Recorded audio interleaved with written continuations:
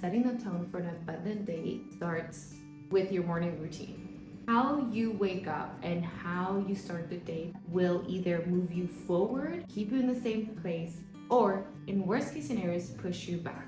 That's why today we're going to talk about having a powerful morning routine that isn't like a 30-step process, and it's actually efficient, easy to use, even with a busy schedule.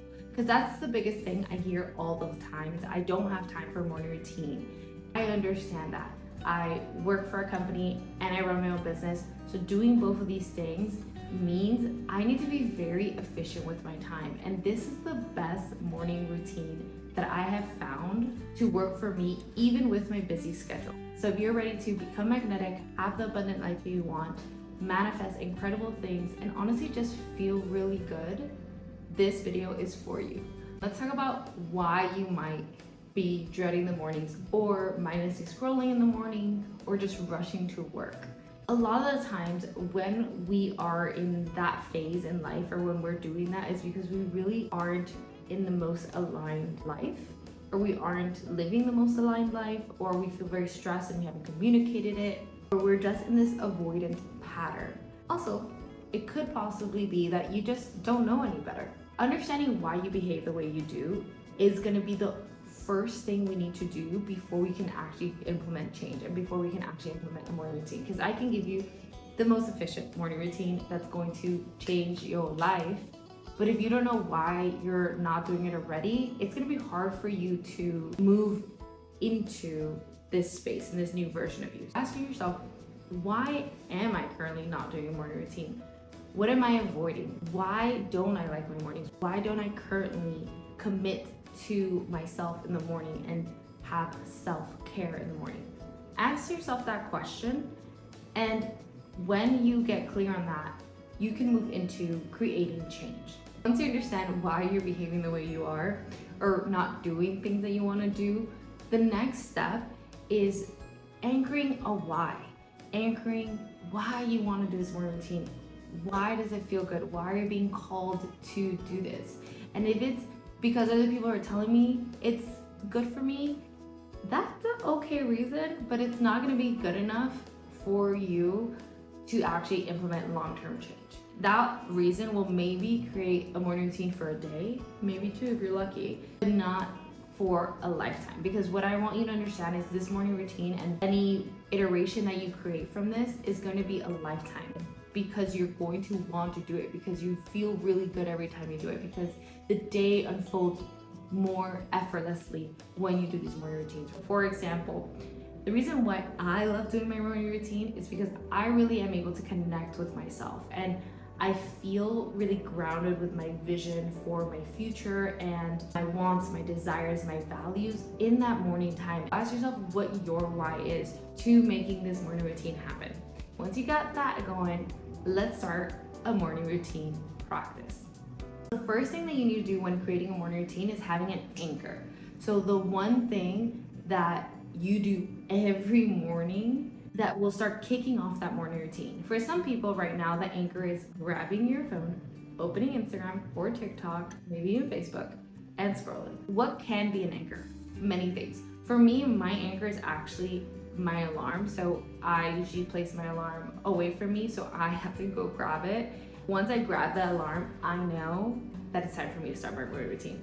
Maybe your anchor isn't even your alarm. Maybe your anchor is when you wash your face or you start making a cup of coffee. That is the signal to your mind saying, we're starting this morning routine. And this is something that you don't really want to change up too much. You can change up the rest of your morning routine as often as you can and as often as you want, depending on how you feel, depending on your goals, etc.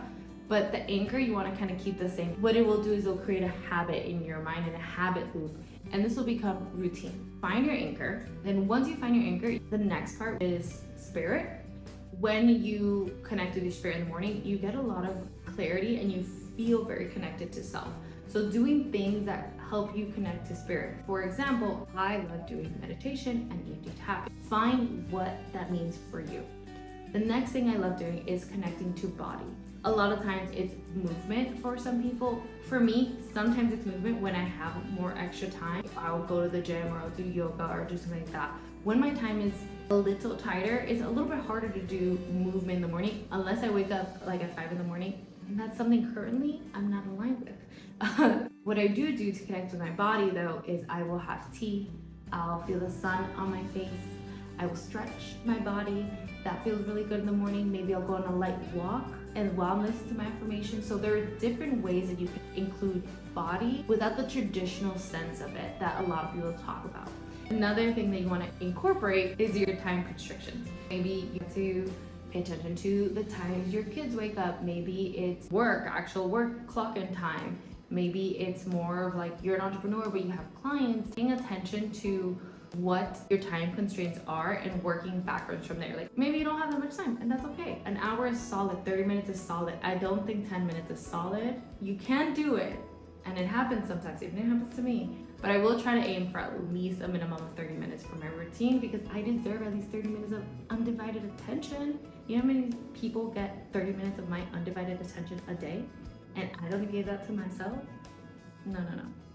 That's a hard no for me. For example, like, I have to start working at 8 a.m. Okay, let me wake up at 7. My routine, I would like it to be like a 30-minute routine.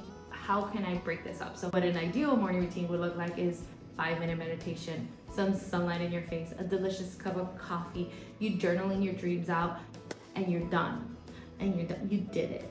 Done and done. And I'm ready for the rest of the day. So getting clear on your time constrictions and working backwards and finding times with the things that you want to do is going to really help. Another thing that you want to do is stay consistent even into the weekends, especially with your two dominant routines. So for me, as I said, meditation and EFT tapping, I love doing them no matter what. I really will always do my best to do them no matter if it's a weekend. Granted, am I doing them at 8 in the morning on the weekends? No, I'm probably doing them at 9. It's the weekend and I'm sleeping. Sometimes 10. So finding that consistency with your two routines is going to help so that you're not losing track when Monday rolls around, because it's just part of your normal life. It's just you always do a meditation, you always journal, you're always going on a walk in the morning, so that you can start embodying your highest self. Because fun fact, I don't know if this is a fact, but a little hack. When you do your morning routine, you're actually embodying your highest self, the version of you who has everything that you want.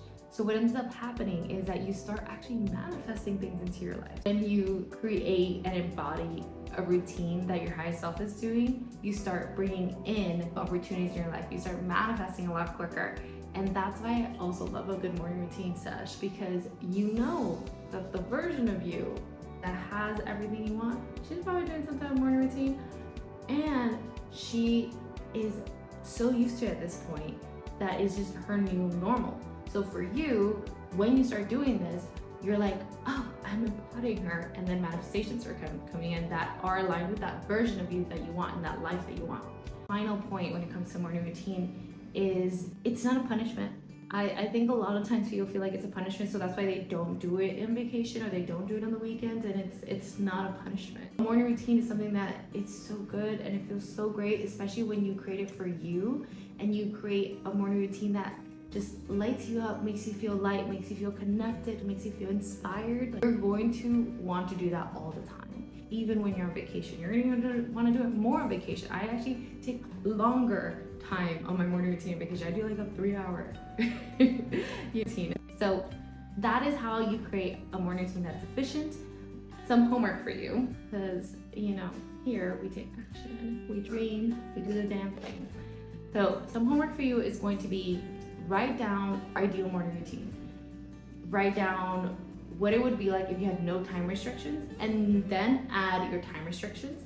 And then also create your 2 non-negotiables that you're gonna do no matter where you are, no matter if you're in a new location, no matter if it's a weekend, no matter if you're on vacation, doesn't matter. You're gonna do it. And start your morning routine. Let me know in the comments what your morning routine is and what you would like it to be, so that I can hold you accountable. Sending you so much love and happy mornings to you.